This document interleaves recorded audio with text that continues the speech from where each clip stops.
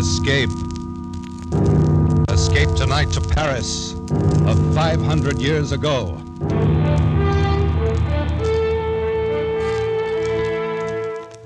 The Columbia Broadcasting System and its affiliated stations presents Escape, a new series of programs of which this, the fifth, is The Sire de Maletroit's Door by Robert Louis Stevenson, produced and directed by William N. Robeson.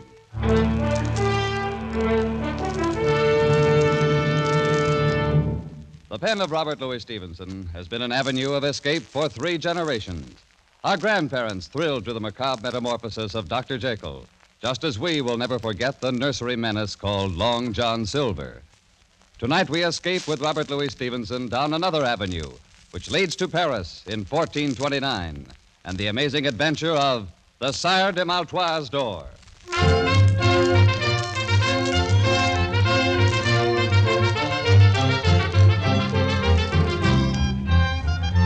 Dark of the moon, 1429, Paris. The House of Burgundy holds the throne of France, and English men-at-arms patrol the narrow streets. Troublous times for any man to be lost, on foot, at night. Psst! You there! Over here by the wall. What's this? Now the shadows themselves are speaking. I'm no shadow. A real live human being. I've managed to get myself lost in these confounded alleys. Can you tell me where I am? Well, now, a fine young cavalier, no less. And he's lost. I'm trying to find the Beau-Sant Inn. Will this street lead me there? Lad, one street is as good as another, and none of them will ever lead a man anywhere. Oh, come now. You must know something about this part of Paris. Think, man, a patrol may pass at any moment. You're wanted, then. I have a safe conduct pass from the captain of the garrison. Safe conduct, he says. And to find what a good that'll do you here in the dark of the night. Well, you're certainly not helping my chances any. No, lad. The only safe conduct you have is that sword swinging at your side. Wait, quiet. A patrol. They're coming this way. I'm inclined to think you're right. I've got to run for it. Tell them nothing. And I should tell what to whom. Wait, halt! Someone's there. Speak up. Who are you? Speak up, is it? And you a blundering pack of 2-day grenadiers that walk like a herd of cattle, such as me? Speak up. That served with the mad Prince Charlie himself. May he rest in peace. An old campaigner, eh? Hey, where you from, soldier? Fontainebleau, from a smarter outfit in bivouac than the likes of you in quarters. A bit in the scups, eh, man? Seen anybody about, old-timer? Naught but shadows and tankards of ale. Fine French cavalier who departed hence without a by your leave just now. Where'd he go? Oh, who knows? Perhaps he went one way, maybe the other. Though I think it was the other there. All right, men. Arms. French cavalier, eh? We'll have him like a fowl in a spit. Spread out. Cover the street. Keep an eye out. Don't let him slip away between you. Forward now. Search every corner.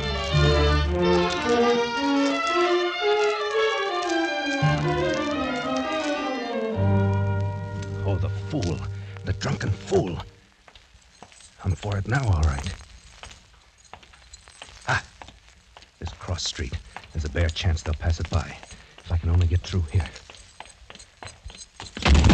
Oh, no. Oh, no. It's a dead end, unless this leads... No, it's only the door to a house. Caught like a rat in a trap. All right. If it's so written, then so be it. With a bit of luck, there'll be 2 or 3 go with me. Huh? The door. It's unlocked. I can push it open.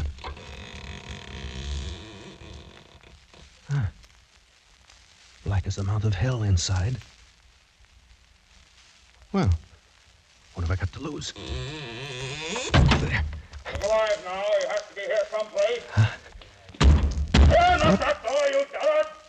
Can't you see the crest above it? He's not here. He's gone. That he has. Didn't come in here after all. All right, back to the corner. He's a sly one for sure.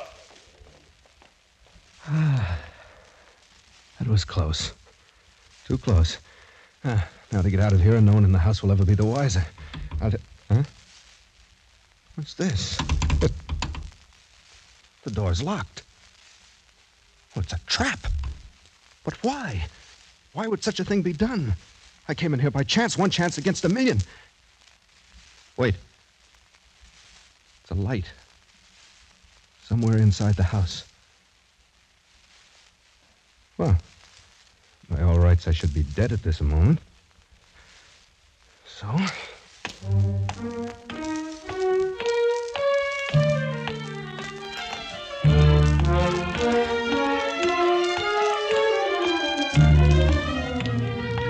Come in, young man.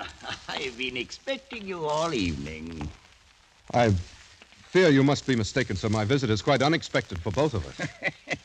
That's good. That's very good. For the both of us, you say. Well, no matter. You're here. That's the main point. Take a seat, my boy. Put yourself at ease. We'll arrange our little affairs presently. There seems to be some misunderstanding. You see, your door was standing... Oh, the door. That was a little piece of ingenuity. Don't you agree? So you must know that I had no intention of intruding without an invitation. Without an invitation, is it? Well, we old people are used to such reluctance. When it touches our honor, we cast about until we find some way of overcoming it. And so, my boy, invitation or not, you are, believe me, most welcome. I hope you'll pardon my saying it, but I haven't the slightest idea what you're talking about. Oh, so that's it, dead to rights but still pretending, eh?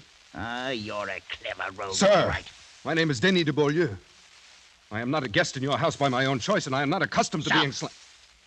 Nor is the house of Maletroit accustomed to certain things, of which you well know. Maletroit?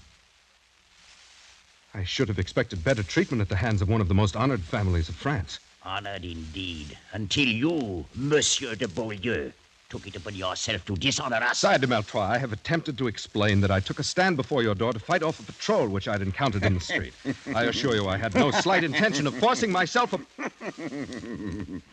Since it seems impossible for you to converse with any degree of reason, may I bid you good night? Sir, if you have your right wits, then you're insulting me grossly. And if not, I have no desire to spend further time with a lunatic. You young fool. Thinking to get away so easily. No power on earth can make me stay here any longer, even if I'm forced to hack that door of yours to pieces. I me.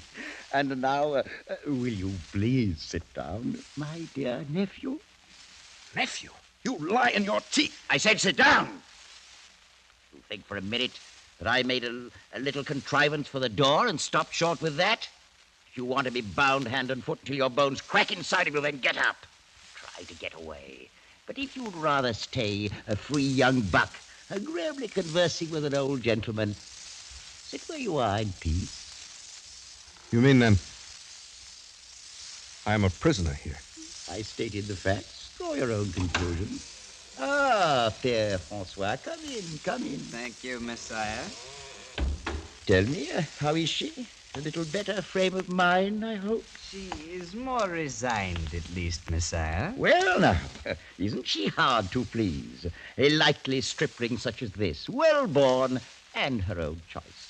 What more would the jade wolf have, If you'll pardon, the situation is not usual for a young damsel. It is somewhat trying to her blushes. Trying, is it? Ha!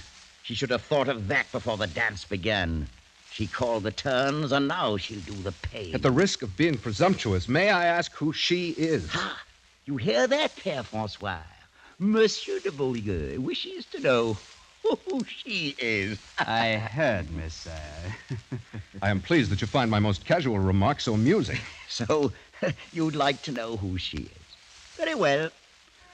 After all, you really should know, young fella. It's only fitting for you to be introduced properly.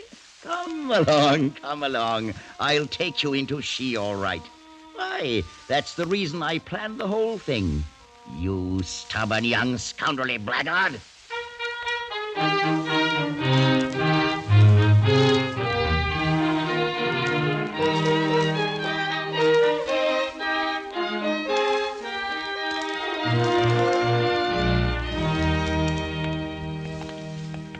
Come along, my boy. Right through this door. After you, sir, if you don't mind. Oh, no, it's not that kind of a trap. Here we are. How are you, my dear? Oh, please, Uncle. Please have some pity on me. Pity? But I do a great deal more than you've shown for the name of Maletroit. Come now, up off your knees and look at the friend I brought you. It's good to be devout, but it is also necessary to be polite. I have no understanding how you can be so vicious. Oh, that's very unkind.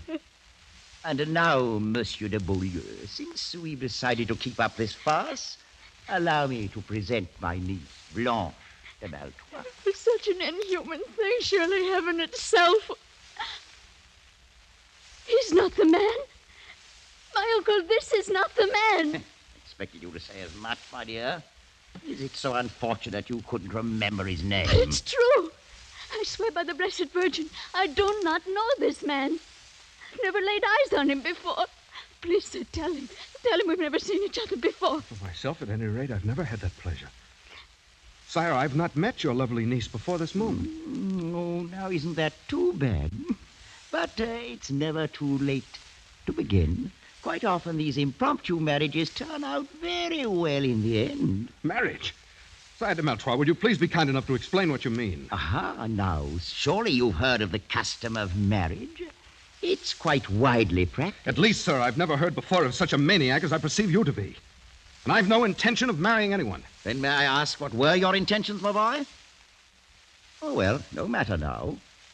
Père Francois is looking forward to performing the nuptial rites. Oh, he's quite properly ordained, you know.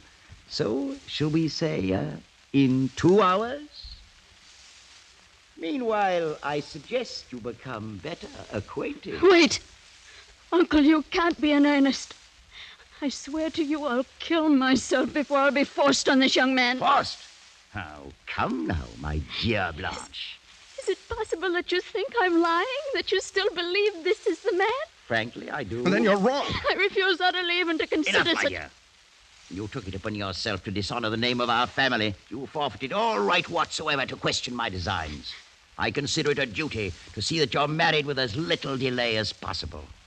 Out of the goodness of my heart, I've attempted to find the man of your choice. And I believe I've done so.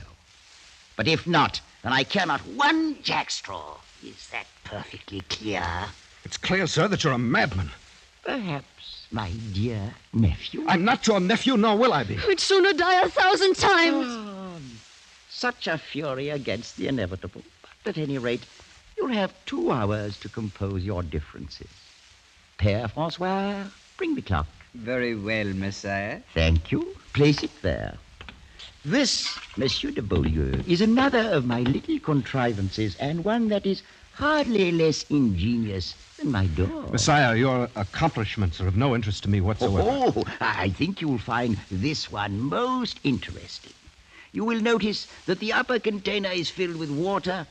In exactly 2 hours, all of the water will have dripped into the lower vessel, and at that time, I shall return. Remove the plug, Père Francois. Clever, isn't it? Well, genius is so rarely appreciated. And now I'm quite sure you'd sooner carry on your interview without an audience. You'd never met my uncle before? He didn't arrange this with you? I'd never laid eyes on him. And certainly nothing was arranged with me, else I wouldn't be here. Oh, then you're as much an unfortunate victim as myself. But you at least must be more aware of the circumstances. I can understand none of this. It's not an easy thing for a girl to tell. Whatever you may think of me now, I fear you shall think the worse when I've finished. Words are but words. But your manner encourages respect. Thank you, monsieur. I've lived all my life with my uncle, and I've not been happy. 3 months ago, a young captain of the guard began to stand near me in the church. Oh, you must understand. I gave him no encouragement to do so. Oh, quite so, I understand. He was handsome, of course.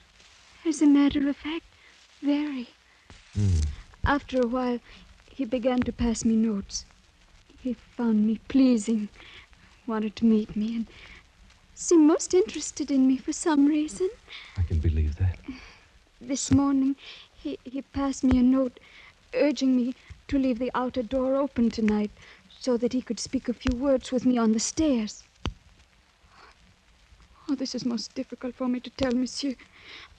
I'm sure he meant no harm. I've no idea how my uncle came to suspect. Sometimes his shrewdness becomes almost diabolical. After church, he took that note from my hand, read it, gave it back to me. I've been kept in my room all day, knowing nothing of what he might be planning. So that's it. By pure accident, I've blundered into a trap set for someone else. Had my uncle brought the captain himself, the thing still would have been confusing. How should I know that he may not have been trifling with me all along? But to be forced into a situation with you, a perfect stranger... Your regard for me is quite clear, mademoiselle. I regret appearing as a disappointment to you. I believe you said he was very handsome? If that were all. There's more? I mean, monsieur, that you yourself are quite handsome. But it's so... Oh, no, it's really no use. Well, please understand me. I'm not urging you in any way. Urging, monsieur? I'm accustomed to meeting young ladies upon occasion who are quite ready to accept me as something beside a convenient substitute for some handsome captain of the guard. I've no doubt of it, monsieur. And to correct a mistaken impression you seem to have, I'm well aware that you're doing no urging. And were you to do so, I should neither listen to nor give it any consideration whatsoever. It's well that we both understand one another. Quite so. And that being the case, Mademoiselle de Maletroit, I wonder if you'll be good enough to conduct me to your uncle. With the greatest of pleasure, monsieur. I've no doubt but what this little matter can be settled very quickly, and with as much honor as possible to everybody concerned.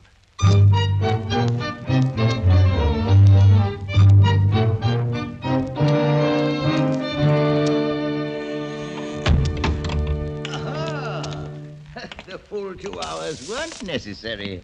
Already harmonious accord rises triumphant. On the contrary, Sire de Maletroit, your assumption is entirely false. Oh, what a pity. Well, Père François, there's nothing to it. We'll simply have to wait a while longer. As you say, Messiah. I fear it may be much longer than you think. In fact, forever.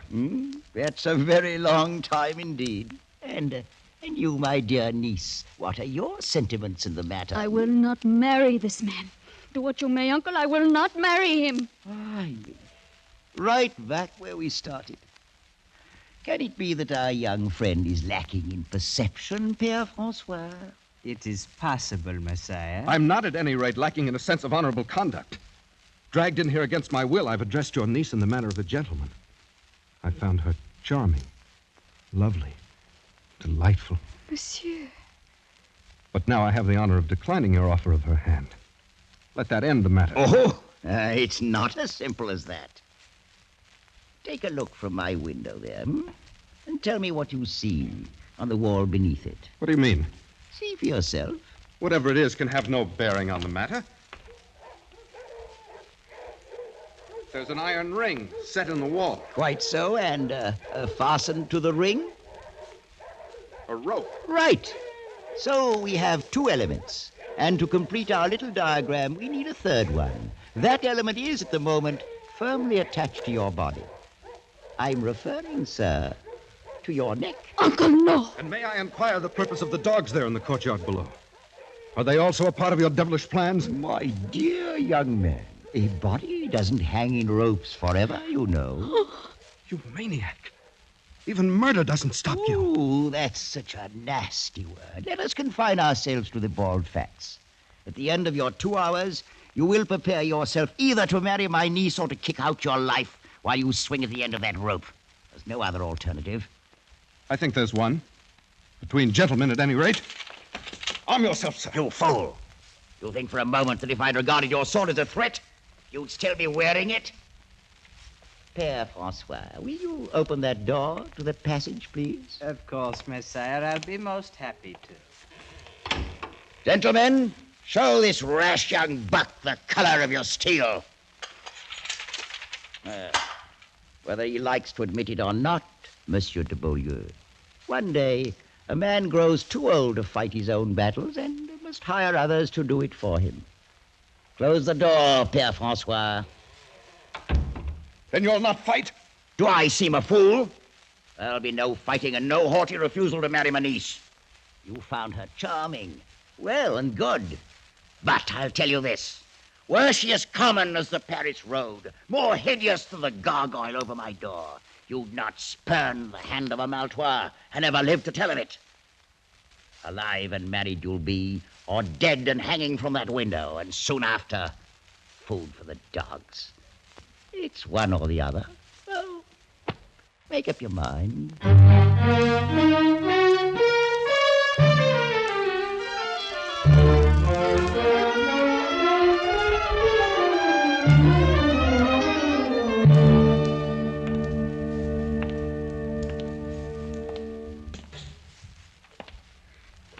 Please, Monsieur de Beaulieu, why do you not sit down? Your concern is most gratifying, mademoiselle. But since I have such a short time to live, I doubt that I'll grow very tired. If the time be short, then why do we waste it in formal speeches? As you will. Listen to it. Drip, drip, drip. That devilish clock, like an artery opened and life's blood itself dripping away. Well, I've sat here and thought until my whole mind's in a great whirl. Please, you really shouldn't trouble yourself so much. I can't bear to have you slain for my sake. Monsieur de Beaulieu, I will marry you gladly. You must think, then, that I stand very much in fear of death. Oh, no. I've had reason to see that you're no coward. I've asked for no pity. If a thing has to be, then that's the end of it. Oh, sir, you misunderstood me. Why, the great nobility with which you faced my uncle should have removed all question about your bravery had such doubts existed. That is most kind of you to say so. Not, of course, that anyone could raise such questions once they'd seen you. Death's another incident. That's all. Oh, but life's a better one. You'll agree, then? I'm afraid you underrate the difficulty. What your generosity offers me, my pride prevents accepting. In this moment of noble feeling toward me, aren't you forgetting what you already owe to someone else? Monsieur! He never really mattered. Mademoiselle, my very life's the forfeit here. One I'll pay gladly if it be of service to a lady, but to tell me it's for something that never really mattered. Please don't be so cruel. Cruel, you forget. I'm the one who's going to die, not you. I've not forgotten, monsieur. Yes. You'll enjoy tomorrow's sun like any other days. And tomorrow night, perhaps you'll see him again. And of course, I'll be forgotten. Oh, no, never. But it's all a man can expect when he's born into the world, death at last. And some piece of ironic misfortune. Oh, don't say those things. I can't bear it. Oh, if I've said anything to wound you, I'm sorry. It was for your own sake, not mine. Thank you. Please. It's a bitter thing, my dear, to see you in such distress that giving my life itself for you can't help it. I'm sorry. I'll try to be braver. Is there no way at all in which I can serve you? Either now or afterwards? Only by letting me think of you as a friend for the brief time that's left to us. By forgetting for the moment that I'm an awkward intruder thrown here by circumstance. That's all. And afterward? What does it matter? The closer you come to it, the clearer you see that death's no more than a dark and dusty corner where a man climbs into his tomb and shuts the door after himself. Oh, monsieur. I've only a few friends now. And once I'm dead, I've no doubt that I'll have none. You forget Blanche de Maletroit. You're very sweet. Any young man in France would be glad to trade places with me and die for you. You value the small service I do you far beyond its worth. I'll not have you thinking so meanly of yourself. Look at me. Would you say that beautiful? I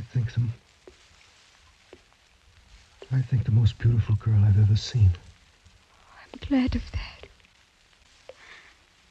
Tell me, is there a man in France who can say he's been asked in marriage by a beautiful maiden, asked from her own lips, and refused her to her face? Oh, no. I know you're a man and half despise such a triumph. But any woman knows more of what's precious in love. But remember, you asked me out of the pity of your heart, not for love. Oh, you're so sure of that? Must I bear my very soul like a merchant showcase? You're very good. As good as you're beautiful. I'll not forget it for the time that's left me. Very well. I, too, have a pride of my own. If you'd turn back now from your word, I'd no more marry you than I would any stranger off the street. It's a small love that shies at a little pride. The dawn's starting to break. Yes. My uncle and his men would come here any moment. What shall we say to him? Anything you will.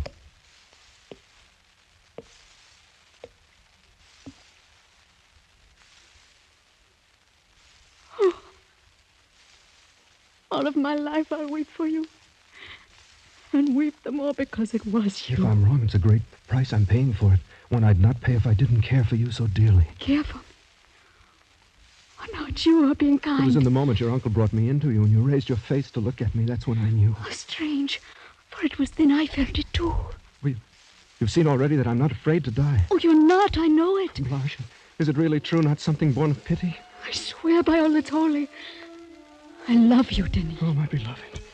And I can tell you now that I love you, too. Even after all you've heard. I can remember none of it. The captain's No name. matter. I love you. Oh, my I darling. love you more than my life and my soul. Blanche, my darling, I love you. you. I love you, Blanche. Well, Uncle. well. It's most gratifying to see this little matter settled in such a congenial fashion. Good morning, my dear nephew. I have nothing to say to you, sir. You're a vicious and unprincipled old man. Oh, that's most ungracious of you. No. At the very worst, I'm no more than a very wise old man. One who's lived a long time and seen a great many remarkable things. An old man who's learned all about such mysteries as the love of life and love.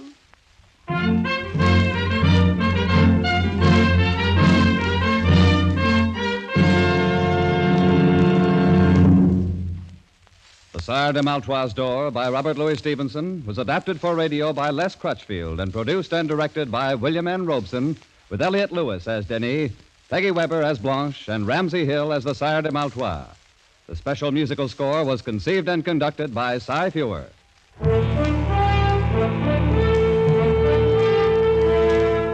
Escape is presented by the Columbia Broadcasting System and its affiliated stations each week at this time. Next week, we invite you to escape to Egypt of 3,500 years ago with Arthur Conan Doyle's fascinating tale of the Ring of Thoth. And so good night until next week at this time, when again it will be time to escape.